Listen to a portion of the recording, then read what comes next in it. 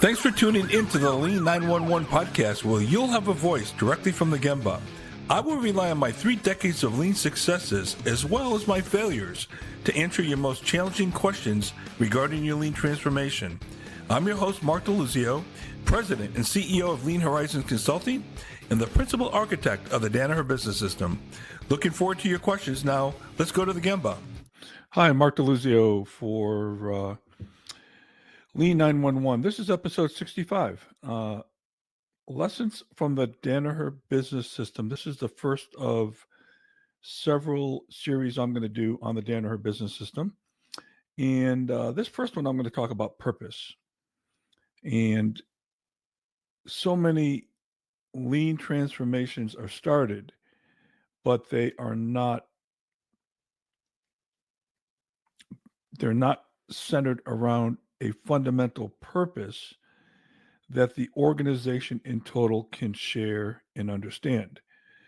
So I want to talk about the importance of a purpose, why we need one, and what that means not only for you and your shareholders, but also your customers, and as you'll see, most importantly, your employees.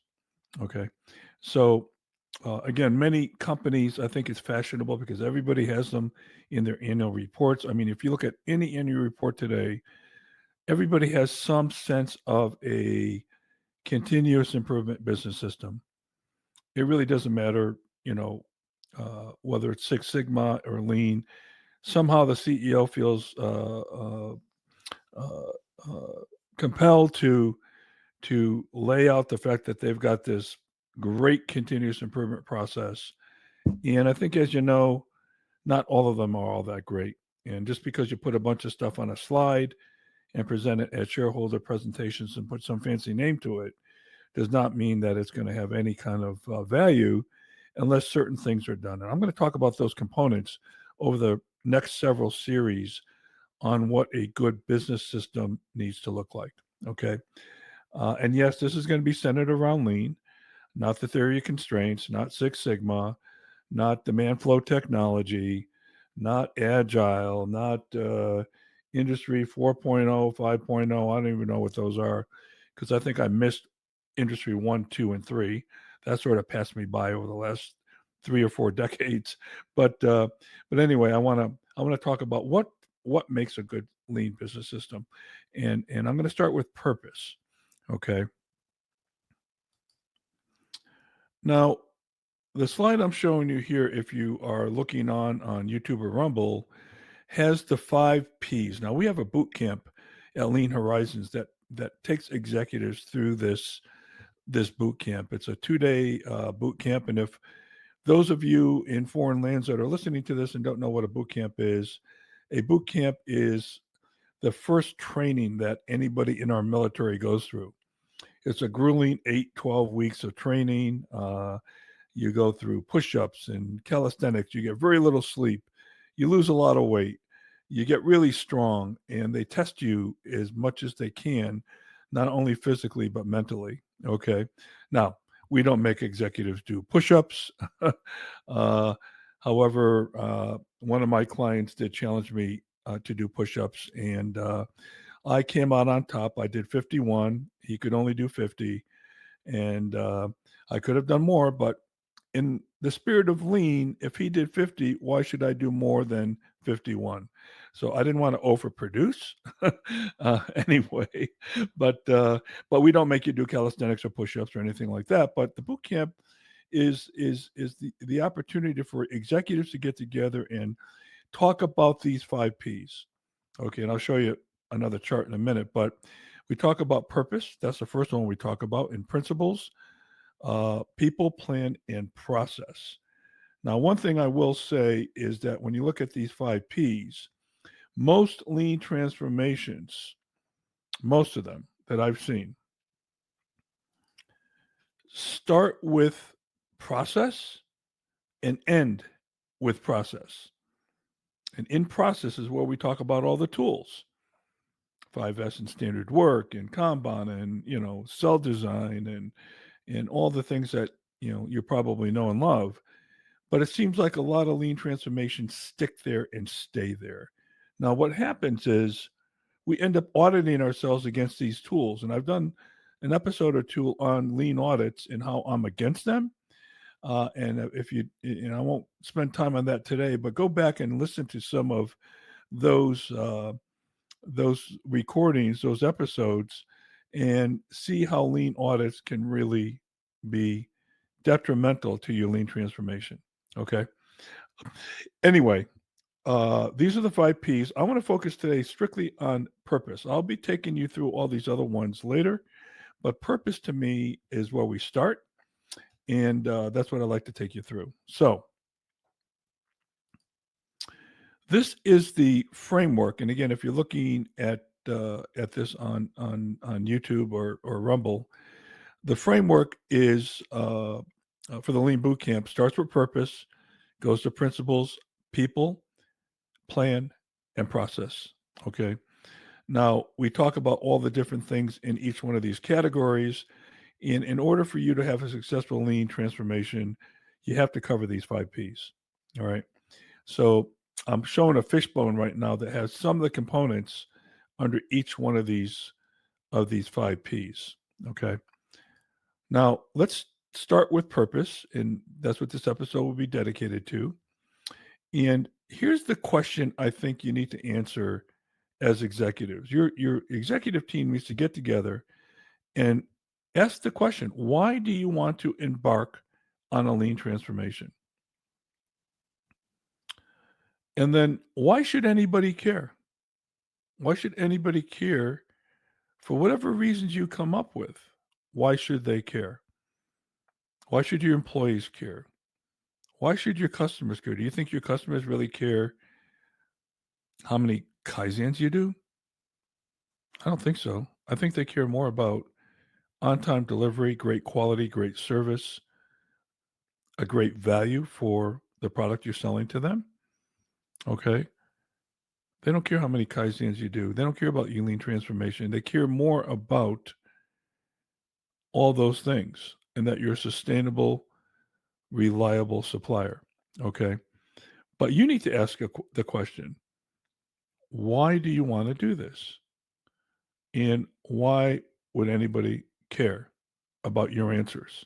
Okay. Now, I want to take you to something I've developed called the Lean Trilogy. Now, I talk about this in my book, Flatlined, and I've talked about it many times on LinkedIn. I've talked about it many times I have a white paper on this. I'd be happy to send that to you at the end. My email, just send me an email to mark@lean911.com. I'd also like to, I talk a lot about this Lean Trilogy. Now, what you've got here is employees, shareholders, and customers as the trilogy.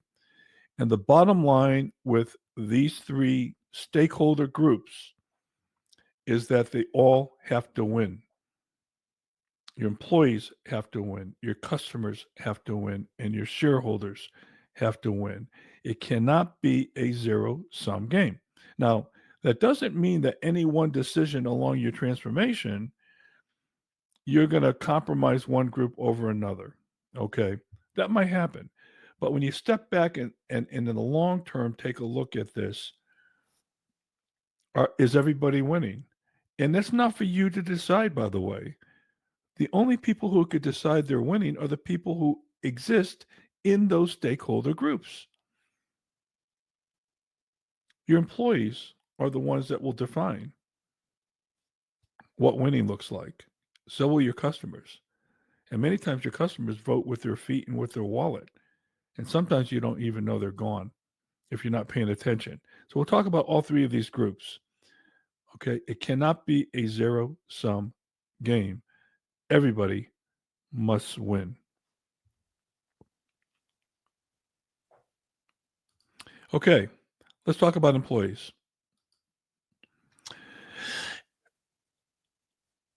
First thing I'll say, and it's not on this slide that I'm showing, but first thing I'll say is if you're going to embark on a lean transformation and you're not willing to guarantee no layoffs because of lean improvements, then you might as well just hang it up right now. Okay. So many CEOs don't have the courage to do that. They don't have faith that they're going to create value with lean. And it's funny too because so much focus is on productivity, which to me is a function of good processes, not how hard people work, whether or not they're doing their jobs or not. It's an old traditional thought process way back to the 1950s. When you're thinking that way, your employees want to come in and do a good job. They don't want trouble. They don't want frustration. They don't want things to go wrong. I mean, why would they? Right? So we have to provide the framework of Kaizen in order for employees to win. Just to say we have a lean transformation and you go out and do a couple Kaizens, but you don't provide anybody the time or or the the framework, the training, the support, the resources that are needed, it's not going to happen. Then all of a sudden you see companies laying off their lean staff. How many times have you seen that? I see it all the time.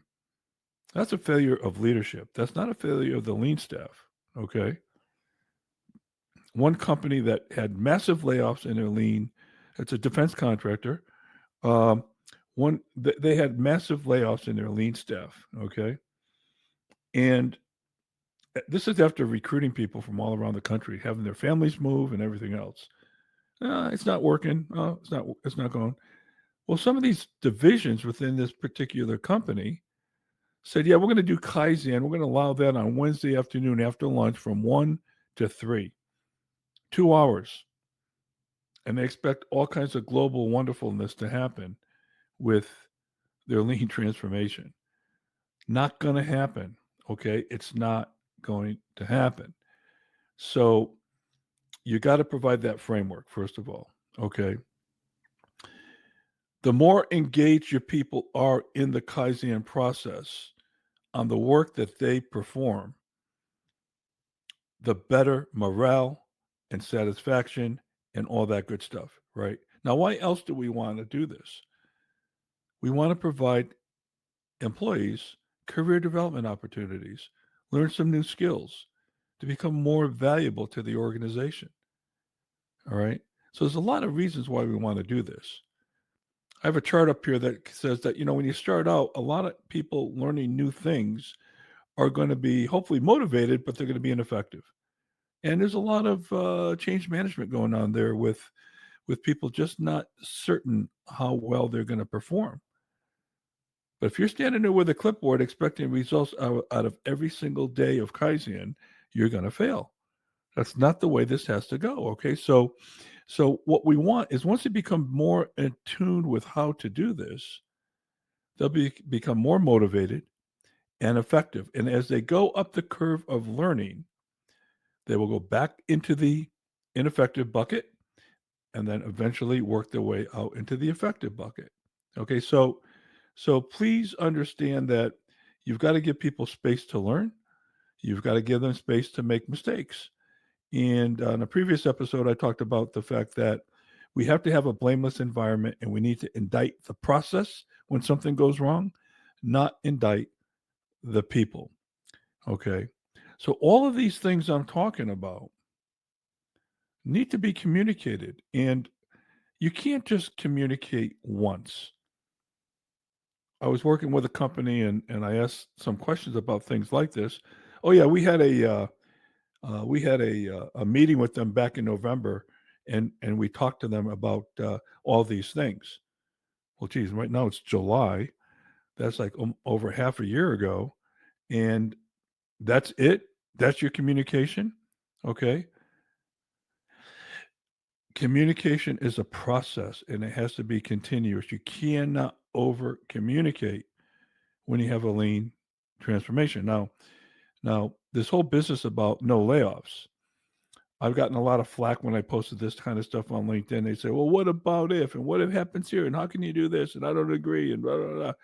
You're not going to get anybody to engage and give you their ideas if they're walked out the door after you say, okay, I went into an area that had 10 people. We did Kaizen. We only need 6. And those 4 walk out the door. how successful will you be getting engagement later? Matter of fact, you'll have people working against you. You'll have people sabotaging or just maybe not raising their hand when they hear their equipment sound funny. Okay? And they'll manufacture their own overtime, and you'll never know how it happened. Okay? But you won't make improvements if you disrespect your people by sending them out the door after you ask them to give you their ideas as to how to improve their processes that they work on. Okay? I don't think you need a PhD in psychology to understand this, but it's amazing how many companies will not do this. Now, does this mean that if there are huge economic calamities, okay, with the industry or with our economy, um, that we don't adjust the workforce? Well, I'm going to leave that up to you as management, but I'm talking about lean improvements now, okay? And I don't want that to be a deflection from this point I'm trying to make, okay?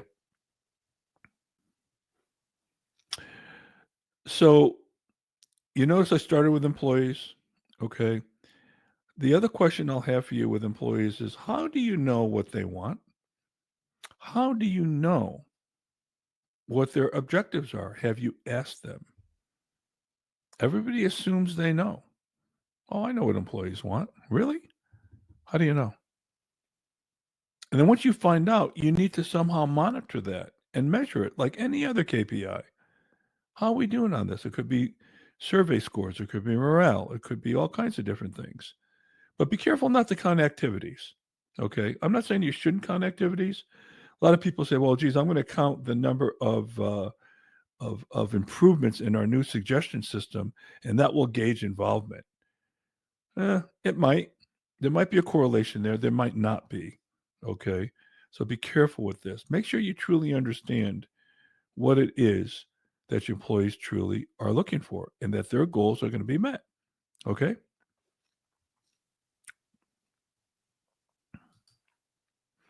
Okay. Let's talk about customers. I want to say the same thing about customers. I mean, how do you know what your customers want? Yeah, I think it's easy to say they want the lowest price. I think it's probably easy to say they want on-time delivery, short lead times, responsiveness, good service. Yeah, they want all that stuff. Is that all? I don't know. Because when you start looking at true voice of the customer, have we really asked our customers what it is they need and what they want? Okay. Do they feel we're getting the value? You know what's funny about customers and engineers in particular, or I should say more technical people in manufacturing? They look at customers and their view of a quality to a customer all has to do with the product. The product met spec. It worked the way it was supposed to work. Okay. I was working with one company that said if they did not consider this a quality problem when they would ship a pallet of product to a customer, they had the wrong label on it, wrong part number, uh, or if they shipped a pallet of product to a customer on second shift when they weren't working second shift, okay, or shipped it too early, okay, they don't look at that as quality problems. The customer doesn't slice your performance by delivery and by quality. They just look at that supplier and say it's a bad quality supplier for whatever reason. And you've done the same thing. I'm sure in your daily life you've gone to a restaurant and or you went to a retail store and weren't treated nicely. You don't slice and dice, right? You just says a bad quality store. It's a bad quality restaurant. I'm not going back there, right? So put yourself in the seat of the customer. How would you feel if you were treated that way? Yeah, the wrong label on a pallet is in fact a a defect. Okay, so I would ask you to go and define what is a defect in your company, and hopefully you'll be talking more than just products. Okay. We need to be thinking as business people, not as technical engineers only. Okay. So asking the customer what they wanted, right? Do we really know? And are there requirements that they have that we are not aware of? And I'm going to tell you a quick story that happened to me in my early career. I was running manufacturing for Jake Brake, and Hino Motors, which is part of Toyota, was one of our customers. Okay.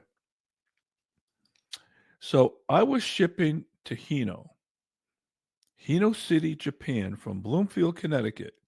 It's where Jake Brake was, and it's where the Danaher business system got its start under Art Byrne and George Koenigsegger. We were shipping 100% on-time delivery and quality to Hino to their request date, all the way to Japan from little old Bloomfield, Connecticut. No warranty, no quality problems on the line, everything perfect. So when I made my first trip over there, I'm thinking, wow, they're going to roll out the red carpet for me, and they're going to throw sake parties for me, right?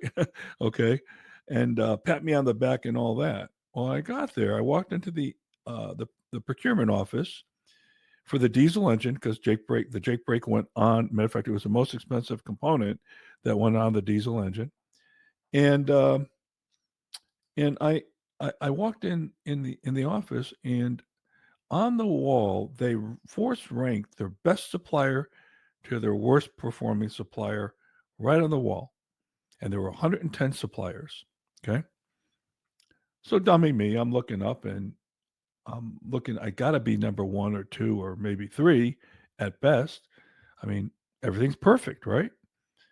And my name wasn't up there. But then I thought to myself, well, look, every one of these names is written in kanji characters.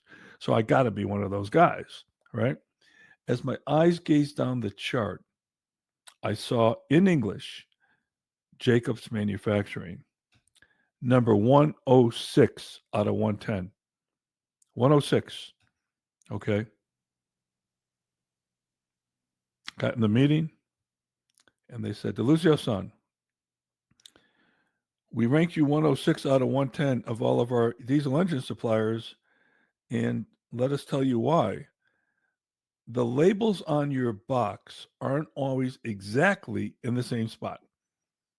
Now, our labels are always in the upper right-hand corner consistently, but sometimes they were put on by hand, and sometimes they were a quarter inch off, half an inch off, whatever. They weren't always exactly in the same spot. Now, remember, they weren't barcoding back then, or they weren't doing any of that. They were just standard labels that had all the product description and part numbers and all that stuff on it, right?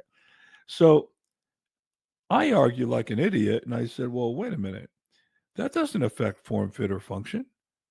And they said, "DeLuzio son, if you cannot guarantee the quality outside the box, how can you guarantee the quality inside the box?" Now, this is after 100% quality, 100%. We did the first 3P line, I think, in the United States with the Nikao, and he knew engineers. You couldn't make a mistake in that line. If I told you to go in and make a defect, you'd have a hard time doing it. We had pokeyokes, we had judokas, all kinds of things, right? So anyway, I looked at this and I finally contemplated after the meeting, and I said, you know what? They're challenging my mindset. I was sloppy. I don't have a standard for putting that label on the box. Now, most of the other domestic OEMs, like Cummins and Caterpillar and people like that, wouldn't care. Not Hino. On-time delivery and 100% quality are just entrees of doing business with them. You don't get patted on the back for great quality and great delivery. That's just a ticket of entry to do business with them. But when they looked at that label, they said, nope, it's not the same. And we're worried about that. We're worried about your mindset because you're not thinking standardization all the way through. Okay. Now, why am I telling you this story? Because it's a clear case. I did not ask. I assumed what the customer wanted. Just like with your employees, do not assume you know what those employees want. And do not assume you think you know what your customers want. Sit down and ask them, and then put systems in place to make sure that happens. Okay. So that's my little Hino Motors story. I guess I at the end of all this beating I took, I guess I was happy to beat 4 people out. I was 106 out of 110, but I guess that wasn't any consolation, quite frankly. But it was a lesson learned, right? Okay, let's talk about shareholders. Everybody thinks shareholders want great shareholder returns. Of course they do. Who doesn't, right? Why would they invest in your company if they want to get great returns, whether they come in form of dividends or stock appreciation or anything else? But don't assume again that your shareholders only want that. Your shareholders want an ethical company. They want somebody who's going to be great stewards of the environment. They may want people who are fair and non-discriminatory. There could be all kinds of things that shareholders are requesting, and all kinds of reasons why they're investing in your stock, other than shareholder return. Okay. A big company, I won't mention the name, actually rejected the CEO's compensation package because he took bonuses after laying off tens of thousands of people. Okay. Millions of dollars worth of bonuses after laying off tens of thousands. Well, those shareholders didn't quite only care about shareholder return. They said, wait a minute, this isn't right. It's not ethical. I'm going to vote down your comp package because we don't think that's morally correct in terms of what you're doing. Okay. Don't think shareholders only want great shareholder return. Now, you're going to look at all the different things that you do to run a business, and you might say to yourself, well, look, every time I give raises out to my employees, that's going to take down our profits, and that's going to compromise my shareholder. Well, if you think linearly about that, yeah, you might be right. But however, have you thought about the fact that if it's a great place to work and you're paying people fairly, that the output and the overall value that's provided to the customer is going to be enhanced? So you can't look at these transactions as in a lane, in a bucket, right? You have to look at it overall and say to yourself, no, these are just doing the right thing. And I think if you think about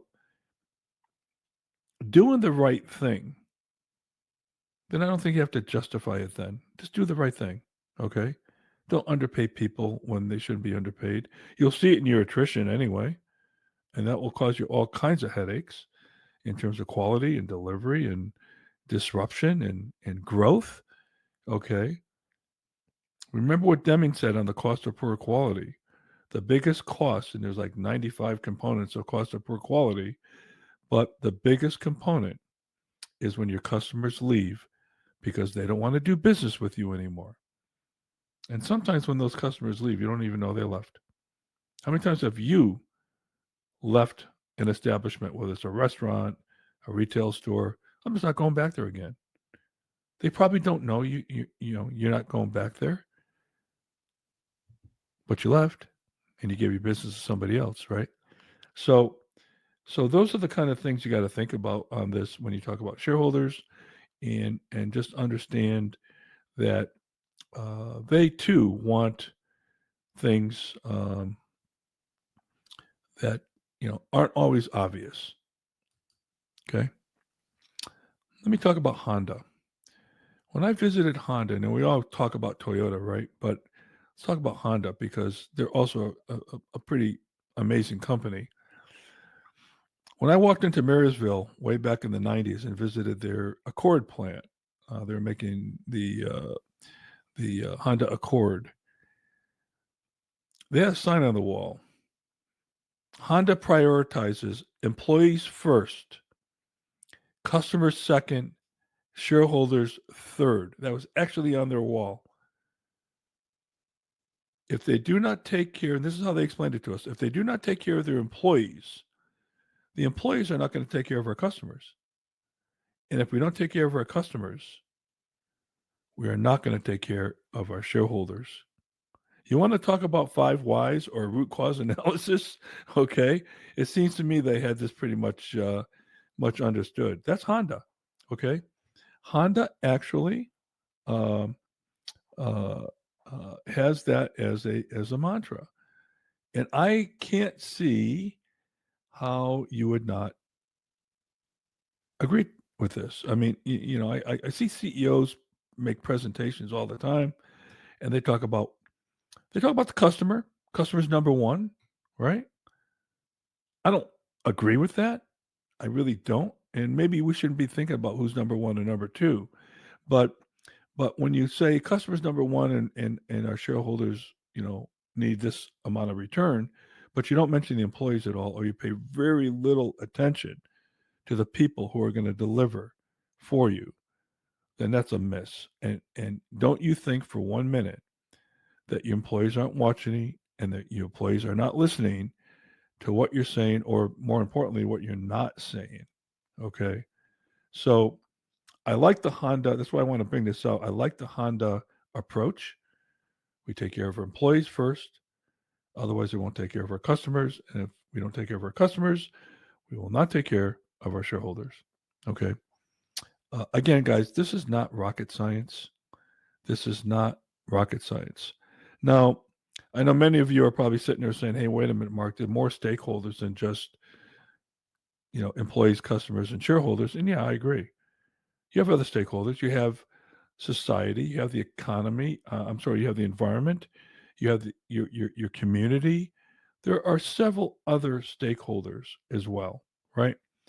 Um, but I want to focus on the lean trilogy, because if we don't get those 3 right, you're not going to get any of these other ones right either. Okay, so I'm not saying you should ignore these.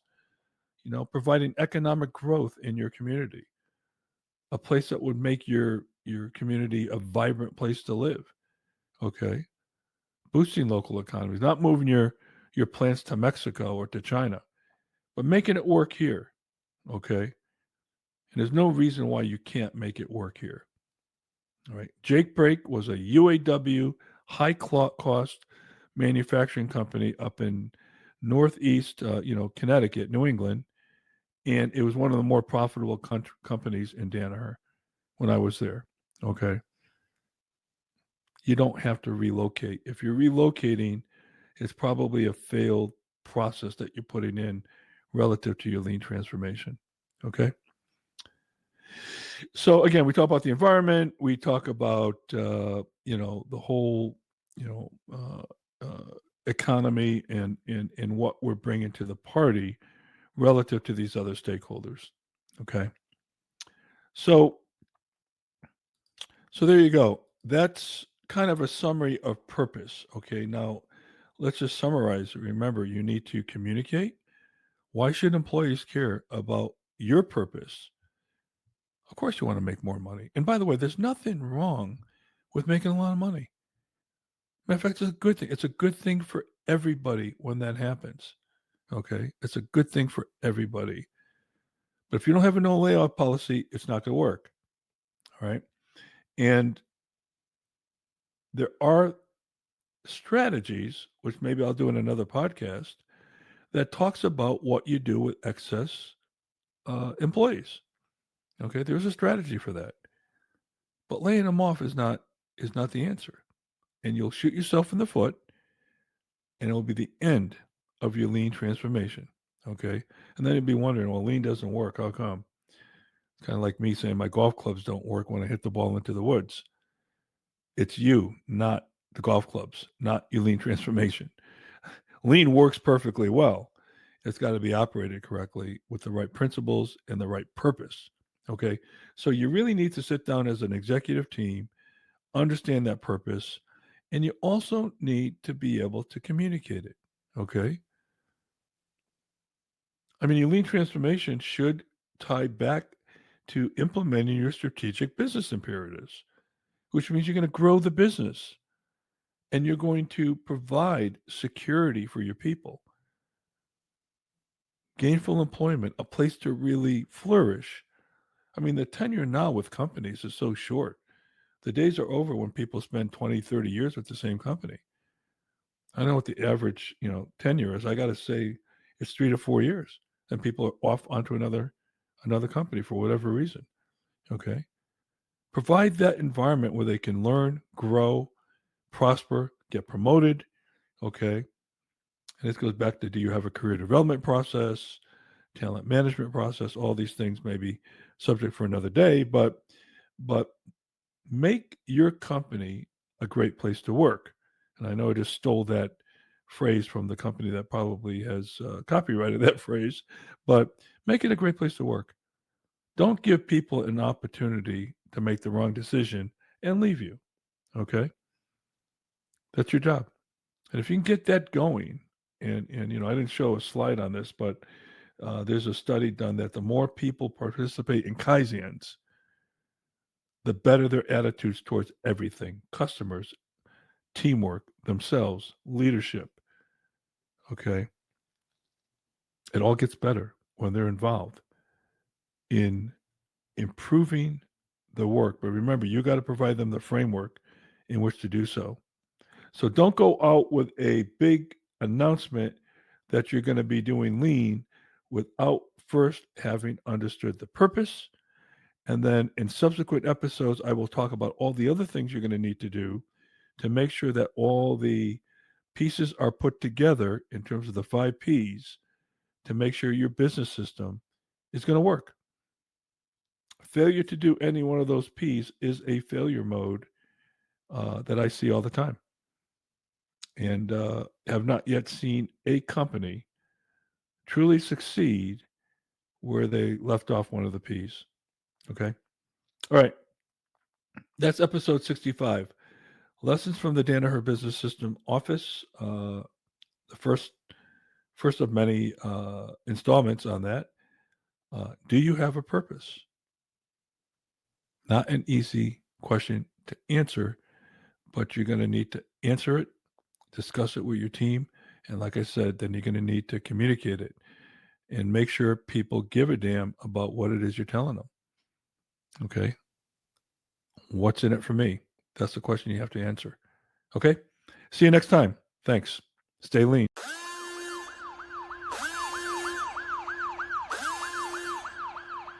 Thanks for listening to the Lean 911 podcast. I'll be happy to address your questions or feedback on future episodes. Email me at mark@lean911.com. You can check out our other episodes by visiting our website at lean911.com, our YouTube channel, wherever you listen to podcasts. This is your host, Mark DeLuzio. Thanks for listening.